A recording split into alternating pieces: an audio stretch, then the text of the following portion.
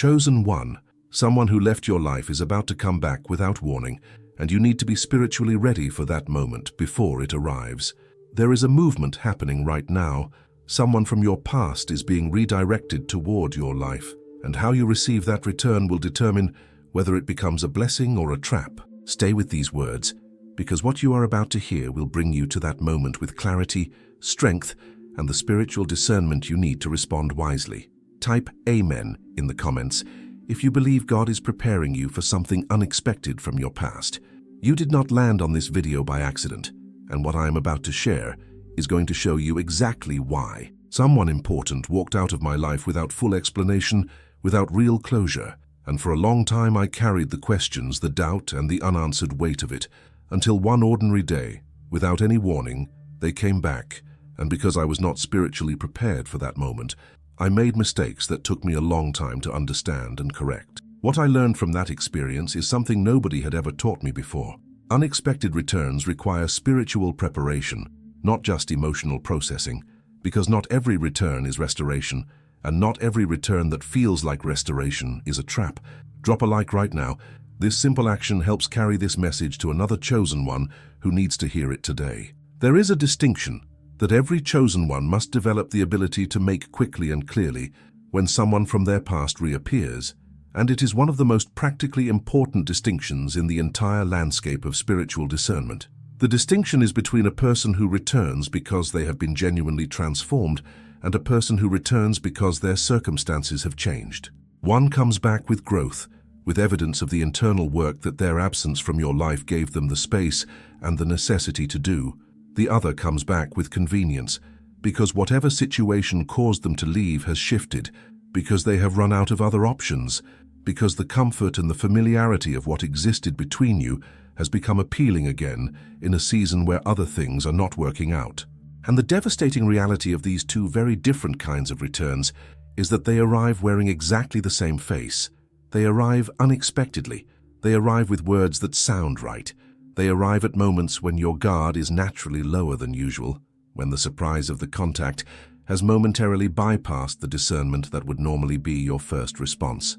The chosen one, who has not developed the spiritual sensitivity to distinguish between these two arrivals, will respond to the emotion of the moment rather than the truth of the situation, and will open doors that were meant to remain closed while missing the significance of what the return actually represents.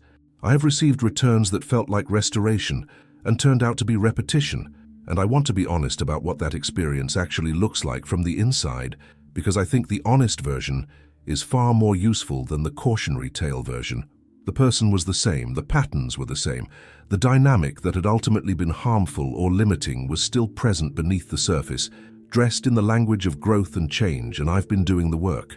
And because I was operating from a place of longing more than discernment, because the emotional pull of having that person back was louder than the quiet spiritual alarm that was sounding beneath it, I welcomed back something that should have stayed in the past, not because the person was a bad person, they were not because what we had shared was not real, it was, but because the season of that connection had ended, because what it was designed to produce had been produced, and because reopening it was not restoration into something better, but repetition of something that had already completed its purpose in my life. The chosen one who has been through that experience knows the specific grief of it, the grief of having to close a door for the second time, with the added weight of knowing that the second closing was a consequence of not honoring the first one. Here is the framework that I have found most useful for approaching any unexpected return, and I offer it not as a rigid formula, but as a set of questions that create the space for genuine discernment rather than reactive decision-making.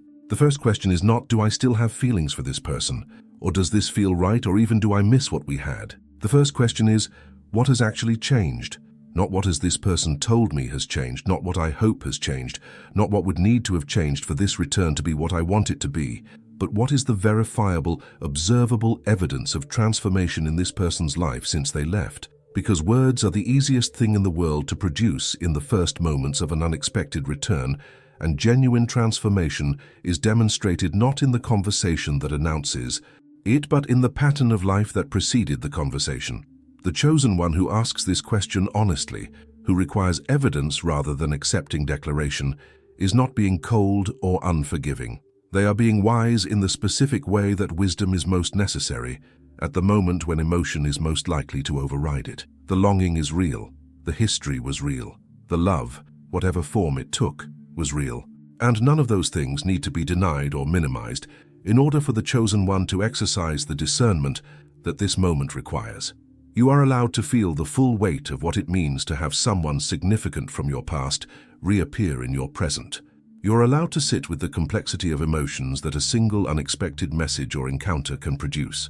What you're not required to do, what wisdom actively advises against, is making a decision from inside that complexity before you have given yourself the time and the spiritual space to hear something clearer than the noise of the moment.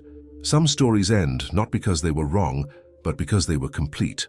Some connections were designed for a specific season and a specific purpose, and the most honoring thing you can do for what they meant is to let them be what they were, rather than trying to resurrect them into something they were never designed to become. The chosen one who understands this does not approach unexpected returns with a closed heart. They approach them with an open spirit and a discerning mind, ready to receive restoration if that is what God is orchestrating, and ready to honor completion if that is what wisdom reveals. Type 777. If you trust God to give you the discernment to know what every return in your life truly means. Not every exit is rejection, and the chosen one who has internalized that truth has access to a peace about their past that the person who is still interpreting every departure as a personal failure will never be able to find. Some people leave because their season in your story was complete, not because something went wrong, not because you were insufficient, not because the connection was a mistake, but because what it was designed to produce had been produced, and the natural conclusion of a completed season is the closing of that particular chapter. Some people leave because God needed to create space in your life, space for something that could not have entered while that person was occupying the position they held, space for a version of you to emerge that their presence was, perhaps unintentionally, preventing from developing fully. And some people leave because there was something in you that needed to be built in their absence, a strength, a clarity, an identity, a faith that could only be forged in the specific conditions that their departure created. The chosen one who can look at an exit through this lens, not the lens of what went wrong or who is to blame, but the lens of what was this departure designed to produce, will find that even the most painful exits carry within them a purpose that becomes increasingly visible as time and growth create the distance necessary to see it clearly.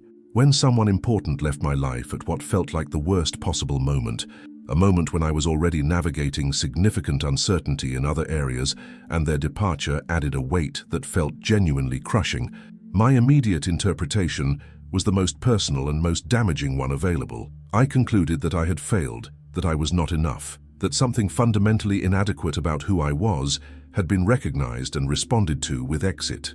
And I carried that interpretation for longer than I should have, allowing it to shape how I showed up in subsequent relationships and opportunities in ways that I did not fully recognize until much later. What I could not see from inside the pain of that season was what became undeniably clear from outside of it. That departure forced me to develop capabilities, to excavate depths, to build foundations in my own character and faith that would not have developed if that person had stayed. The absence was a teacher I would never have voluntarily enrolled under. The curriculum it delivered was one I could not have received in any other classroom, and the chosen one who is willing to ask honestly what the absence taught them, rather than only grieving what the absence took, will find that the answer to that question is one of the most powerful pieces of self-knowledge they have ever acquired. Understanding why someone left is not primarily an exercise in analyzing the other person, their motivations, their character, their failures or their growth. It is primarily an exercise in honest self-reflection about what their absence produced in you, what it revealed about you, and what it prepared in you for what came next. This distinction matters because the first version of the exercise keeps your focus on the person who left and on the past that cannot be changed, while the second version keeps your focus on yourself and on the present and future that are still being written. The chosen one who spends the season of someone's absence genuinely examining what that absence is doing in them, what it is building, what it is revealing, what it is clearing out, and what it is developing, arrives at the moment of potential return as a fundamentally different person than the one who spent that same season focused primarily on when the person would come back and how to make that happen. And that difference, in maturity, in clarity, in groundedness, in the quality of discernment they bring to the moment of return, is the single most important factor in determining what the return ultimately produces.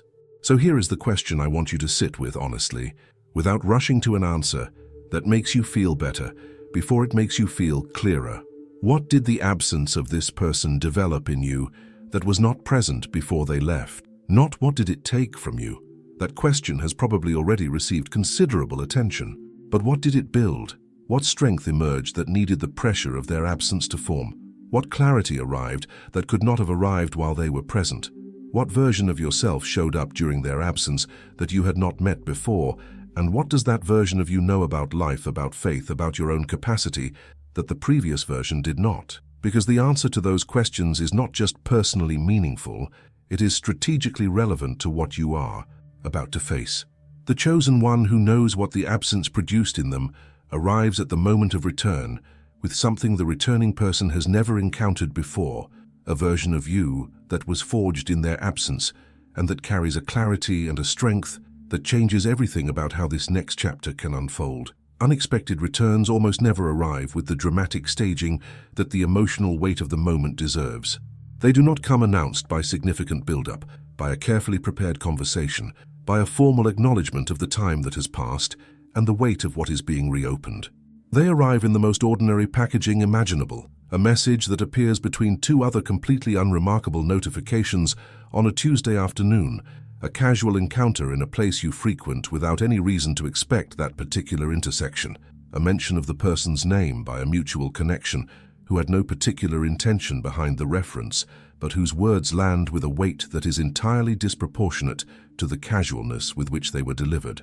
And that disproportionality, the gap between the ordinariness of the arrival and the magnitude of the internal response it produces, is one of the things that makes unexpected returns so particularly disorienting for the chosen one who is not spiritually prepared for them, because the ordinary packaging of the arrival gives you no time to transition from your normal operating state into the state of heightened spiritual attention that a moment of this significance actually requires. You are simply going about your day, and then suddenly you are not. You are in the middle of something that has the potential to redirect significant portions of your story, with no warning, no preparation, and no runway between the ordinary moment before and the weighted moment that is now demanding your full attention and your best discernment. The return that impacted me most significantly in my life arrived as a message containing 3 words on a Thursday evening, and I want to describe that moment in enough detail that you will recognize the pattern when it appears in your own experience. 3 words, no context, no explanation of the silence that had preceded them, no acknowledgement of the time that had passed or the weight of what those 3 words were reopening. Just 3 words that appeared on my screen between a work notification and a reminder about something completely mundane, and that immediately produced in me a response so disproportionate to the simplicity of the message that it was almost disorienting. My heart rate changed. My thinking became less clear.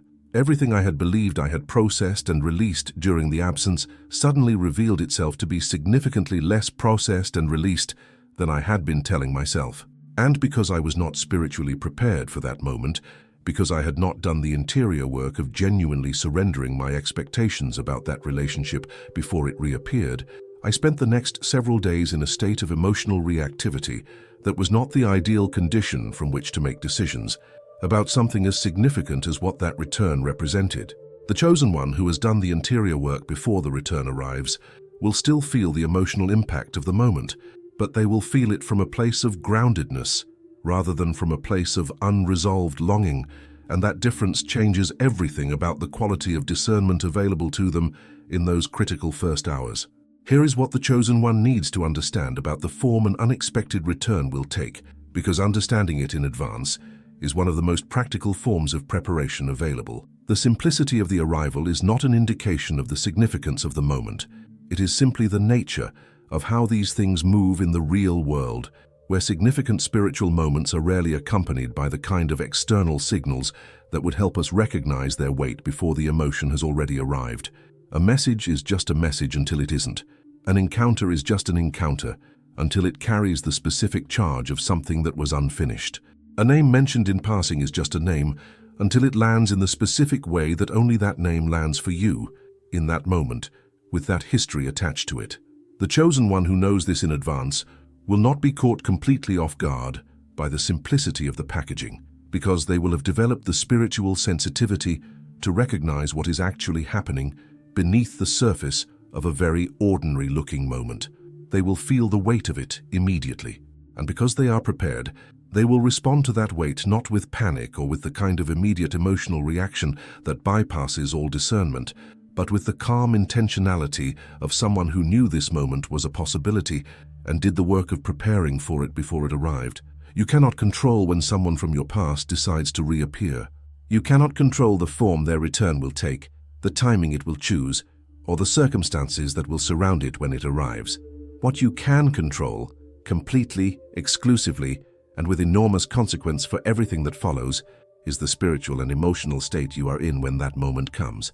The chosen one who arrives at the moment of an unexpected return, already having processed their grief, already having surrendered their expectations, already having done the honest interior work of releasing what belonged to the past and clarifying what belongs to the future, will respond to that return from a place of genuine freedom rather than unresolved need. And freedom, the specific freedom of someone who has done the work and is no longer being driven by what they haven't yet processed, is the only state from which truly wise decisions about unexpected returns can be made.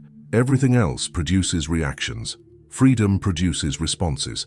And in a moment as significant as this one, the difference between reacting and responding is the difference between repeating the past and genuinely discerning what God is doing with it. If you have already felt a sign that someone from your past is coming back, type "I feel it" down below.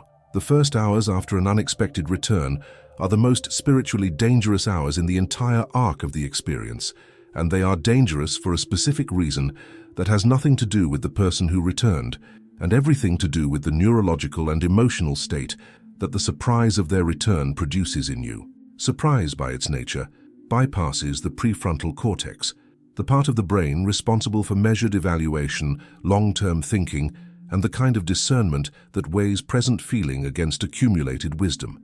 It activates instead the more primitive, more reactive parts of the brain that are wired for immediate response, for the processing of unexpected stimuli, for the emotional flood that accompanies any encounter with something that carries significant, unresolved history. And in that activated state, in the hours immediately following the contact while the surprise is still fresh and the emotional response is still at its most intense, the chosen one is operating with a significantly reduced capacity for the kind of clear, spiritually grounded thinking that a decision of this magnitude actually requires. This is not a character flaw. It is not evidence of weakness or of insufficient spiritual development. It is simply the reality of how human beings are wired, and the chosen one who understands this reality in advance will not be surprised by it when it arrives, and will have prepared a response to it that honors their own need for clarity rather than the moment's demand for immediacy. I made the mistake of responding immediately to an unexpected return, driven by the combination of surprise, longing, and the specific kind of adrenalized emotional state that a contact from someone significant produces when it arrives without warning. I responded from inside that state. I said things that were true to the emotion of the moment, but not true to the wisdom I had developed during the absence.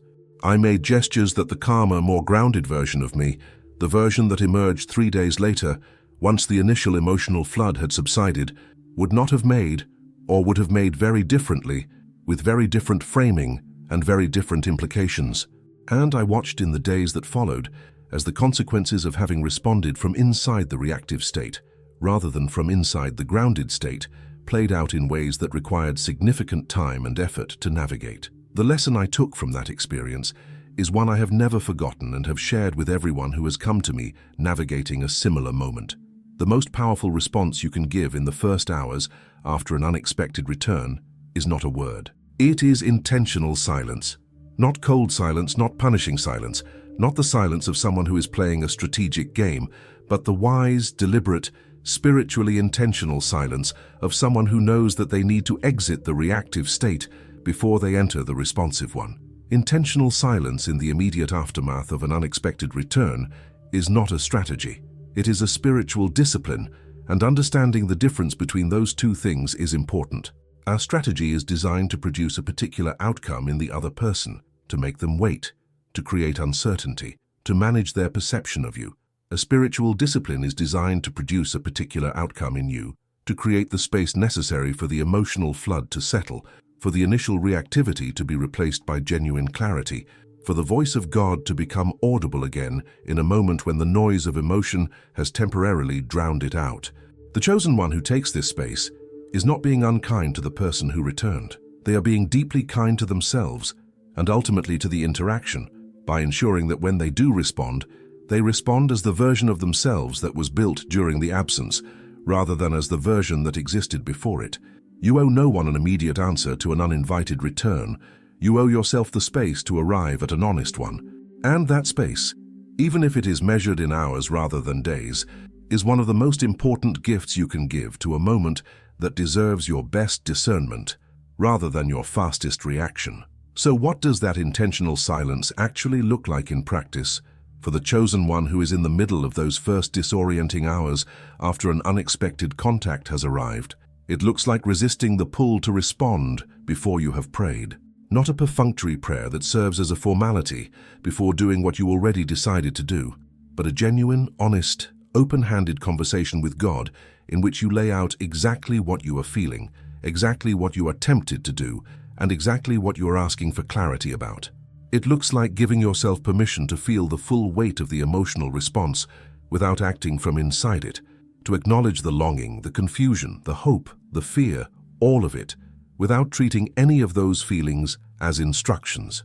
It looks like reaching out to someone you trust, not to process the situation publicly or to get permission for what you have already decided, but to have your thinking checked by someone who knows you well enough to tell you when you are operating from clarity and when you are operating from need. The chosen one who builds these practices into their response to the first hours of an unexpected return will arrive at the moment of their actual response as someone who is genuinely ready to handle what the return represents, rather than someone who responded before they were ready and is now managing the consequences of that premature response.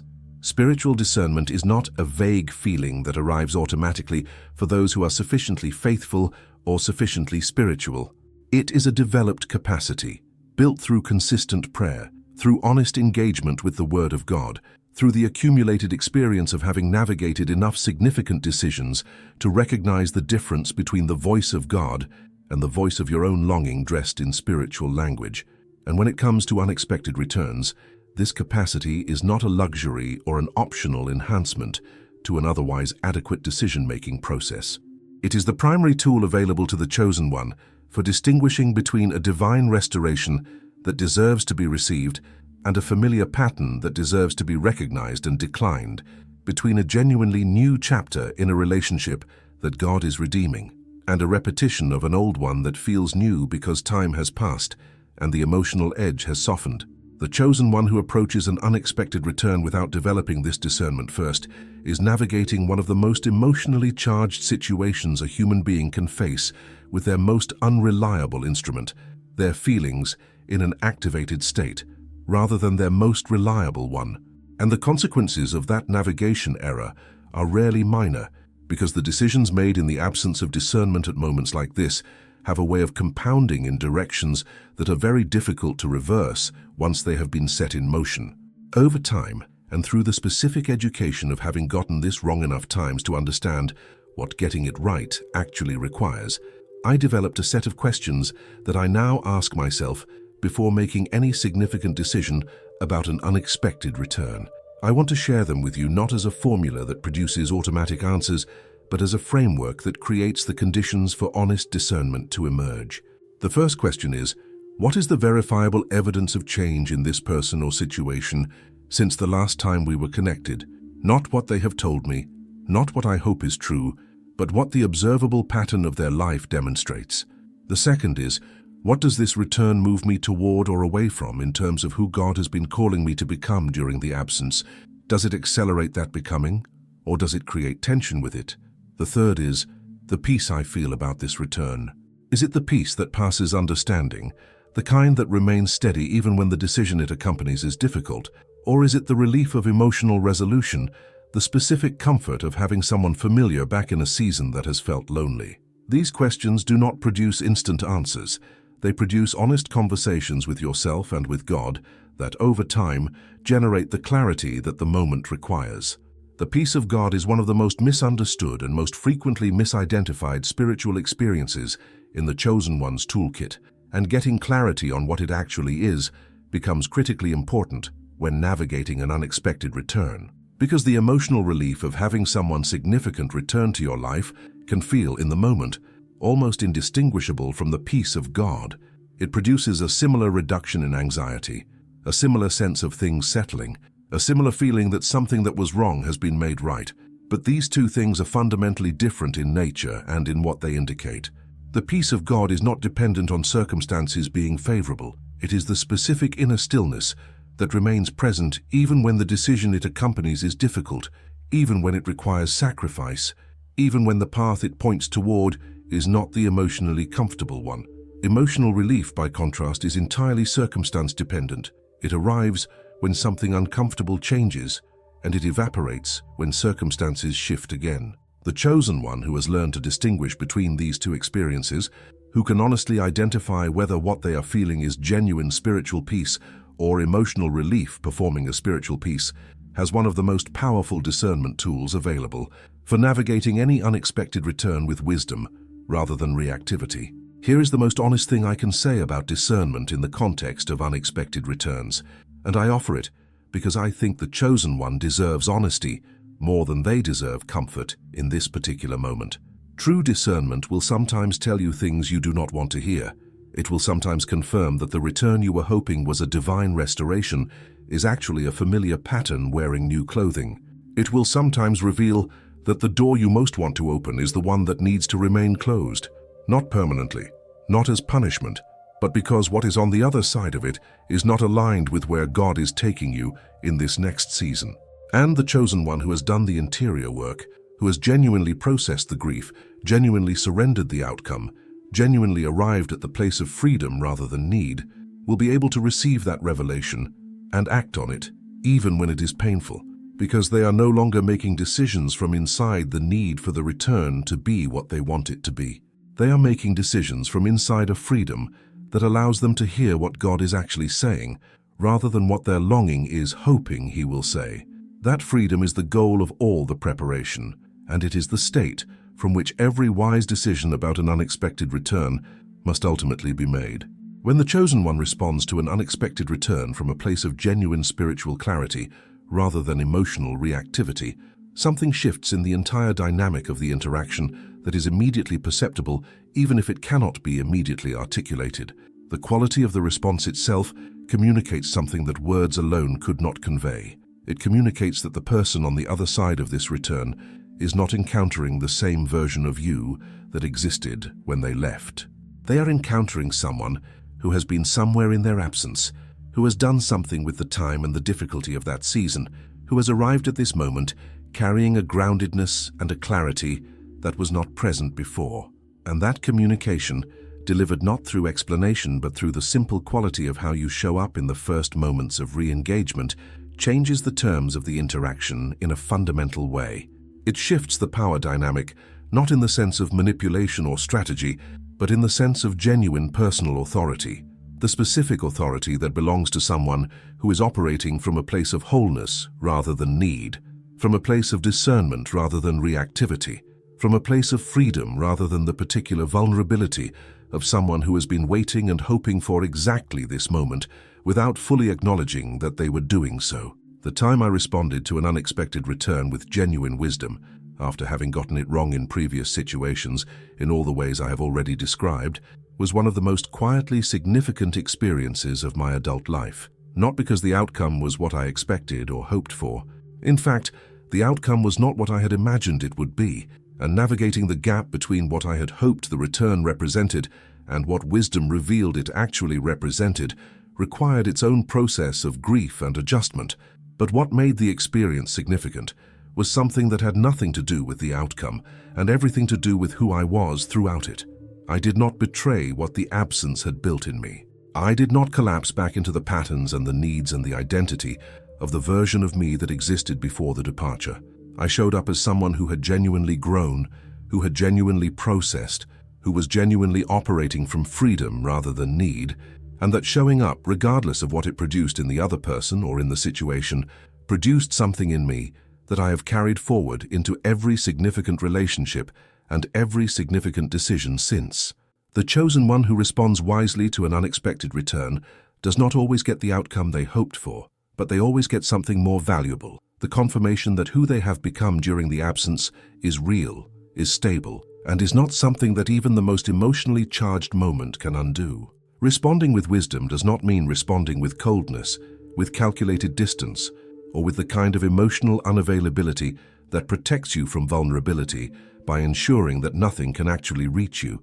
That is not wisdom, that is armor, and armor that is never removed eventually becomes a prison rather than a protection. Wisdom in the context of an unexpected return means responding with the full, genuine, present version of yourself, the version that has been formed during the absence, rather than with either the reactive version that the emotion of the moment is pulling for, or the performed version that is trying to manage the other person's perception. It means being honest about where you are without being either defensive about your growth or apologetic for it. It means being open to what the return might represent, without being naive about the discernment it requires. It means holding simultaneously the warmth of genuine care for a person who was significant in your story, and the clarity of someone who knows the difference between what was and what is, and who is unwilling to collapse those two things together, simply because the emotional pull of the moment is inviting them to. The chosen one who can hold that tension, who can be both warm and grounded, both open and discerning, both present and clear, will navigate this return in a way that honors everything the absence was designed to produce in them. So here is what I want you to carry into the moment of your response, whenever it comes and whatever form it takes. You are not the same person who was present when this individual left your life. The version of you that is about to respond to this return has been somewhere, has been through something, has learned something, has developed something that the previous version had not yet accessed. And the most powerful thing you can do in the moment of response is not to perform that growth or to announce it or to use it as leverage in the interaction. It is simply to be it. To show up as who you actually are now without apology and without pretense, and to allow the quality of that presence to speak for itself. The chosen one who arrives at an unexpected return as the full, developed, genuinely grounded version of themselves that the absence produced does not need to explain who they have become. They simply need to be it, and the interaction will reveal with far more clarity than any explanation could provide exactly what this return is and what it is designed to do in the continuing story of their life. Before this return arrives, and it is coming, there is interior work that needs to happen now in the quiet, before the emotion of the moment makes it significantly harder to do. God is not asking you to prepare a strategy, or rehearse a response, or build walls to protect yourself from being hurt again. He is asking you to sit with Him honestly and surrender every unprocessed grief, every unacknowledged expectation, every piece of hope you have been quietly holding about how this story should end, that you have not yet been willing to place in His hands. The chosen one who arrives at an unexpected return still carrying unprocessed weight will make decisions from inside that weight, decisions that belong to the person they were rather than the person they have become. But the chosen one who does this work now in advance, who forgives what needs to be forgiven and releases what needs to be released and surrenders the outcome before they know what the outcome will be, will arrive at that moment free, not indifferent, not closed, not armored, but genuinely free to hear God clearly, to respond wisely, and to receive whatever this return actually is with the discernment and the peace of someone who is no longer being driven by what they haven't yet let go of. Chosen one, someone is coming back, and everything you have been through during their absence was building the version of you that is ready to receive this return with wisdom, clarity, and genuine spiritual discernment. Do the interior work now, before the emotion of the moment makes it harder. Close your eyes and say it out loud. God, I surrender every expectation about this return. Give me discernment to know what it means, and wisdom to respond in a way that honors who you have made me to be. I am ready. Amen. If this reached you today, it wasn't by accident. Drop a like.